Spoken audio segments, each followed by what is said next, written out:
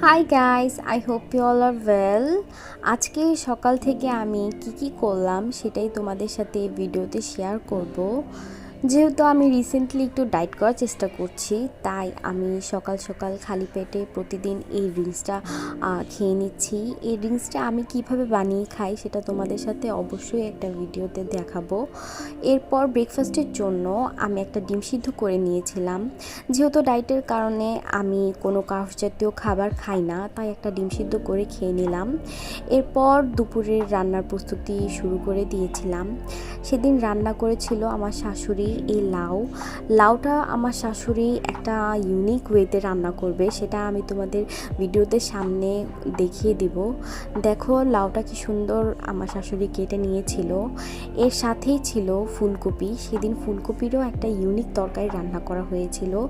পাশাপাশি আমি চুলায় ভাত বসিয়ে দিয়েছিলাম, চালটাকে ভালোভাবে ধুয়ে দেন ভাতটা বসিয়ে দিয়েছিলাম। দুপুরের রান্নার প্রস্তুতিগুলো শুরুই করে দিয়েছিলাম। এখন দেখতে পাচ্ছ এখানে আছে মুরগির কলিজা, হাত পা চামড়া, এগুলা দিয়ে হচ্ছে সেই লাউটা আজকে রান্না করা হবে।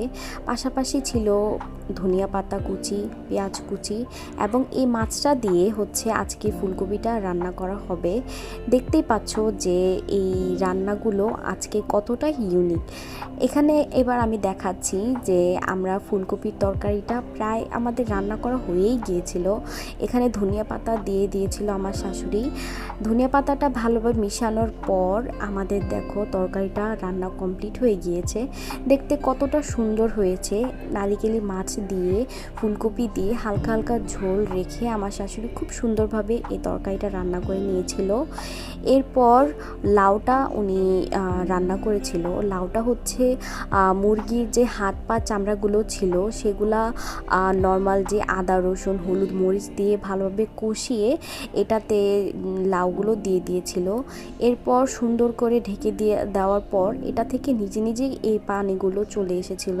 এই পানি দিয়েই এই তরকারিটা অ্যাকচুয়ালি সিদ্ধ হয়ে গিয়েছিল।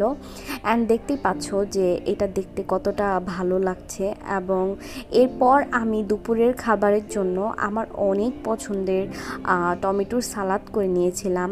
এই সালাদটা আমার সব কিছুর সাথেই খেতে ভালো লাগে, ভাত হোক, পোলাও হোক, বিরিয়ানি হোক।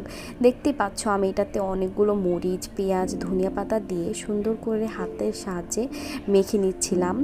যখন রান্নাবান্না কমপ্লিট হয়ে যায় তখন আমি আমার ঘরটা ভালোভাবে ক্লিন করে পরিষ্কার করে নিয়েছিলাম এবং গুছিয়ে নিয়েছিলাম।